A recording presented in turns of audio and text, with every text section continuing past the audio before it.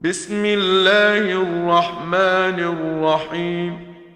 إنا أرسلنا نوحا إلى قومه أن أنذر قومك من قبل أن يأتيهم عذاب أليم.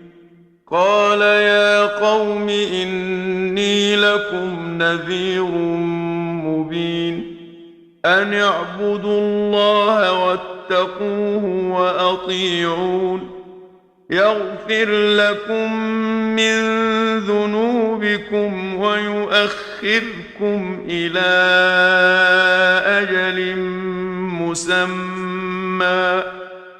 إن أجل الله إذا جاء لا يؤخر. لو كنتم تعلمون. قال رب إني دعوت قومي ليلا ونهارا فلم يزدهم دعائي إلا فرارا. وإني كلما دعوتهم لتغفر لهم جعلوا أصابعهم في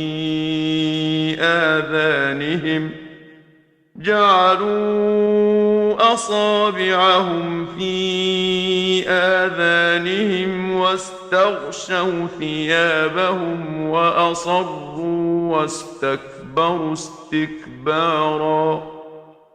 ثم إني دعوتهم جهارا ثم إني أعلنت لهم وأسررت لهم إسرارا. فقلت استغفروا ربكم إنه كان غفارا. يرسل السماء عليكم مدرارا ويمددكم بأموال وبنين ويجعل لكم جنات ويجعل لكم أنهارا. ما لكم لا ترجون لله وقارا وقد خلقكم أطوارا. ألم تروا كيف خلق الله 7 سماوات طباقا وجعل القمر فيهن نورا وجعل الشمس سراجا والله أنبتكم من الأرض نباتا ثم يعيدكم فيها ويخرجكم إخراجا. والله جعل لكم الأرض بساطا لتسلكوا منها سبلا فجاجا.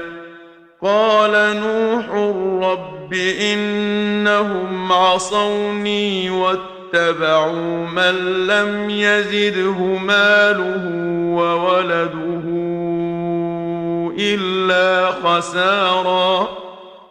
ومكروا مكرا كبارا وقالوا لا تذرن آلهتكم ولا تذرن ودا ولا سواعا ولا يغوث ويعوق ونسرا وقد أضلوا كثيرا. ولا تزد الظالمين إلا ضلالا مما خطيئاتهم أغرقوا فأدخلوا نارا فلم يجدوا لهم من دون الله أنصارا.